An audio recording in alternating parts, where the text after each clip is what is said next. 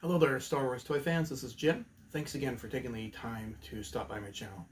Well, the long-awaited video on the company Glasslite out of Brazil is finally here.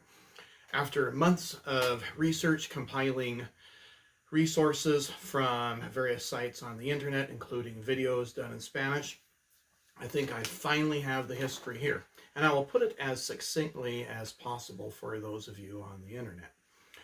Now, the only two items that Glasslite produced in my collection sit right here on the table. That's the X-Wing and the TIE Fighter, produced somewhere between 1987 and 1988, depending on the source that you go by. I haven't gotten into the figures. They're extremely expensive, as are the ships. And I haven't gotten into, especially the Droids figures on that line. I just didn't want to go down that rabbit hole. But for those of you that have seen my other videos, you know that I'm really into the Kenner variants, those based on the original Kenner line, and that's what these are. And so I saved up, and over the last couple of years, finally picked up these two. Not sure if I'm going to get the TIE Interceptor as of yet, but I'm perfectly happy with these and glad that they're in the collection. Well, you can see here I've got my notes that I've put together in my own words. And I will be reading from them. Hopefully that's not too annoying for you, as I probably won't look up at the camera a whole lot of times. So hopefully this be about as complete of a history as we can find. Glasslite was founded by a Japanese entrepreneur, Yasuo Yamaguchi. Bloomberg lists the company as being founded in 1966. However, other internet sources say it was founded in 1968, which was the year I was born, incidentally. The company was based out of Sao Paulo, Brazil, and was titled Glasslite S.A. Industria de Plásticos. Its name is derived from the fact that the toy maker used a low glass content in its plastics, hence the prefix glass or gloss, as it is pronounced properly in Spanish. Lite translates into English as light, spelled L-I-G-H-T. It became the second largest toy company in Brazil, next to Estrela. At its peak, Glasslite had facilities in Rio de Janeiro, Belo Horizonte, Curitiba, and Recife. However, it was also a company that experienced numerous financial difficulties in the 39 years it was in business. During the 1970s, Glasslite focused mostly on dolls, toy vehicles, children's games, and toddlers' toys. Some of the toddlers' toys include Maca do Amor, which is the apple of love. The line of trucks was called Espressino. And then they also had a mini football game that was just kind of a handheld thing. In 1980, the company became a publicly traded corporation, but soon found itself on the verge of bankruptcy. It survived by licensing products based on television shows that were popular in the United States. The line was called Super Makinas, which translates into super machines. Several of those 1970s and 1980s television shows that were included in the line were Buck Rogers, Chips, Knight Rider, and the A-Team, which was translated in Spanish Escuadrilla Clase, which means squad class, not A-Team. As the 1980s progressed, more toys were added from U.S. television shows. This included the Fall Guy, called Droids, which translated as Hard Fall in Spanish, Airwolf, called Aguia de Fogo, translated Fire Eagle, and then TJ Hooker, Carro Commando, translated Command Car. Like Kenner did with their playsets, Glasslite often used the same molds for the vehicles, even if they were not the correct vehicle shown on the television show. Vehicles from different shows were often molded in the same color but had stickers unique to the show. The problem with this was that the adhesive on the stickers was not very good, and the stickers were prone to fall off within a few hours of play, making the vehicles indistinguishable.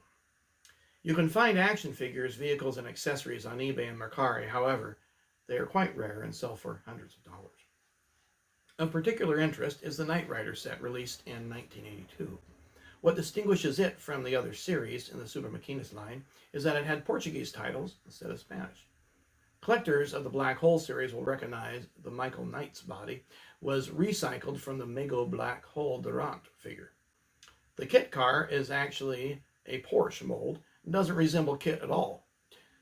The same car was used with the Glasslite A-Team, and Fall Guy lines.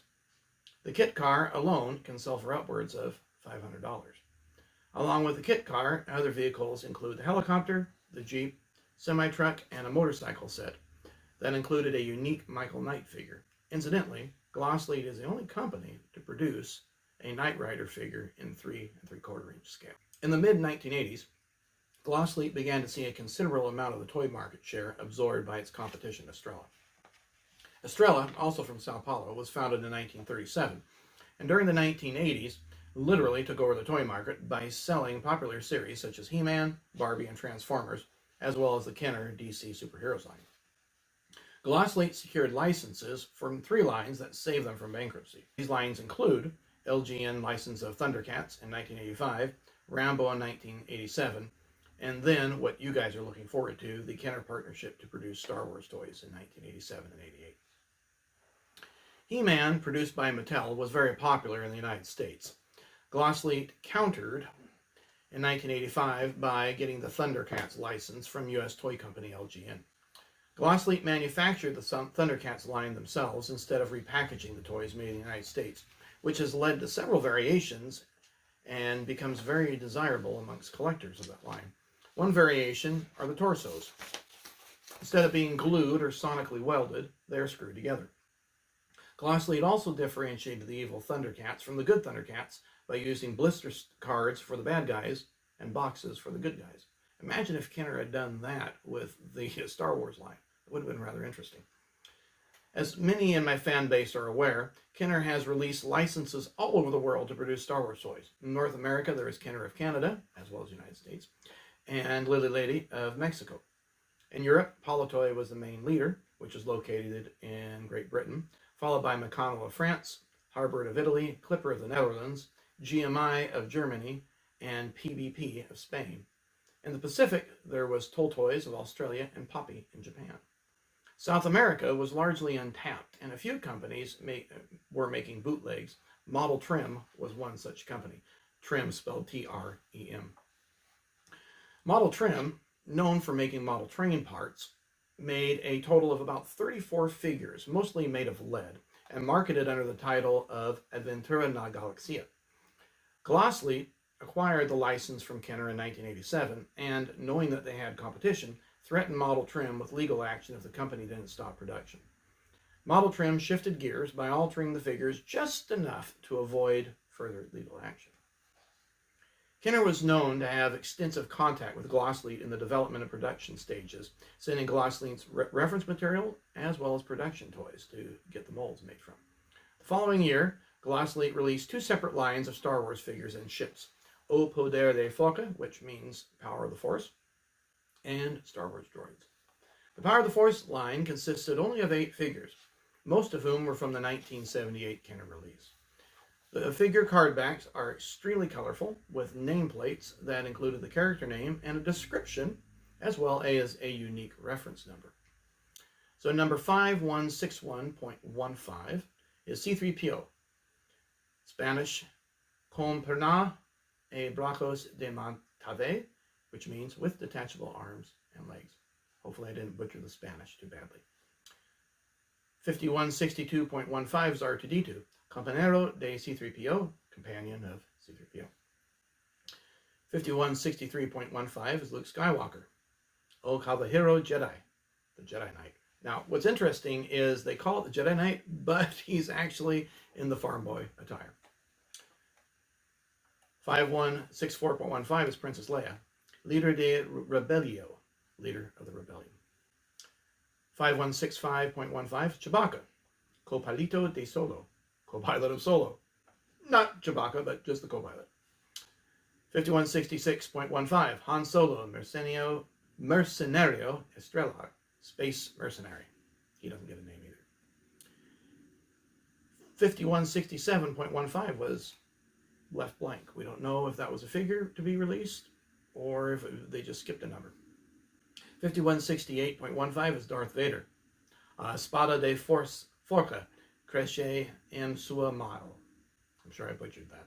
The Force sword extends in this hand. That's what the translation is.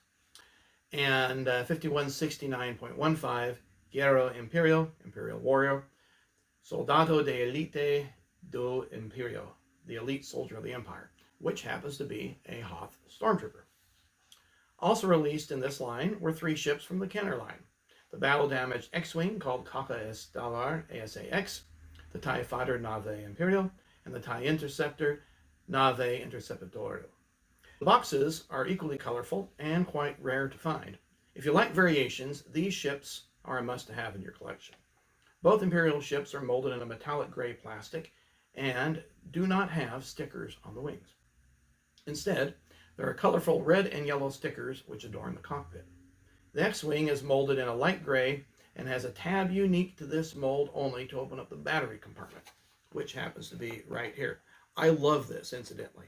You just flip that open and you can get to the batteries right inside. You don't have to use a screwdriver. It's just awesome. Both ships had sound but no working light. So this light here and that light here, those are just pieces of plastic that resemble LEDs. These ships are some of the hardest toys to track down variations, and you can pay anywhere from $300 to upwards to over $1,000 if you get something new in the box. 1987 also saw the release of the Droids line by Glasslite. Star Wars Droids was a cartoon produced in the United States in 1985. The series was retroactively placed 4 years after Revenge of the Sith and 15 years before the events of Star Wars. It was based on the adventures of C-3PO and R2-D2. In the United States, Kenner's Droids line featured 12 characters and 3 vehicles from the animated series before the show's cancellation. A second wave was slated before the series was canceled just after 1 season. Glasslite produced 2 mini-rigs, 6 figures that were seen in the United States, and 1 additional figure that is considered the rarest of all action figures, Vlix. The 2 mini-rigs were the ATL Interceptor and the Side Gunner. The 6 figures were R2-D2, C-3PO, Tal Jobin, Jor Duset, Kiamal, and Kez Ivan. Vlix is considered the rarest of the action figure in any line and was supposed to be included in the second wave. Vlix was the henchman for one of the crime lords in the Droid series, showing up in only 4 episodes. Kenner had already invested a lot of money into the Vlix mold, so to recoup losses, the mold was sold to Glasslite. Glasslite produced close to 2,000 figures before Lucasfilm put a kibosh on the project. As it unfortunately would turn out, Glasslite had unknowingly produced these figures without the approval of Lucasfilm. Vlix had just begun to be sold in stores in Brazil when Lucasfilm ordered the toys to be recalled and destroyed. No one knows exactly how many figures made it to the hands of the public, and rumor has it that the rest were destroyed in a warehouse fire. If you are a Star Wars vintage collector and a completist, you will pay a pretty penny for Vlix. Loose, this figure can sell anywhere from $5,000 to $20,000. Carded, upwards of $60,000. And again, it's considered one of the rarest in-production figures. Now, of course, people will argue Vinyl Cape Jawa, well, that was in production. The Boba Fett that has the launching rocket, that was not in production. That was a prototype. So this is considered the rarest of any action figure in any line. As the 1990s unfolded, the Brazilian government, under the leadership of Fernando Collor de Mello, his administration began imposing high taxes on all businesses, which led, in turn, to hyperinflation. By 1992, Collor was impeached on charges of corruption. At the same time, his administration opened up the market to international sellers, including China. This put Estrella and Glasslite in a real financial bind, as both companies couldn't compete with China's less expensive toys. In 1992, Glasslite filed for bankruptcy. Glasslite restructured itself and survived the 1990s by getting licenses of Japanese movie and television characters that were popular with children of Yamaguchi's native land, as well as licenses for the Phantom and Hollywood horror film characters such as Dracula and the Mummy. By the end of the 1990s, low sales and misguided policies due to Glasslite's leadership led to massive layoffs. Despite licensing of toys from the new Peter Jackson Lord of the Rings movies and the Pokemon video games, Glasslite wasn't able to recover and officially closed their doors in 2005. Well, there you go. There's the history of the Glasslite Toy Company. I hope you found this video useful and informative. Please give it a thumbs up if you did. And if you're new to the channel, please subscribe. I'd love to have you on board. We're looking at upwards of over 400 subscribers now. Would be great to get up to 500 and on the way up where I can get this thing monetized. Take care, and we'll see you on another video.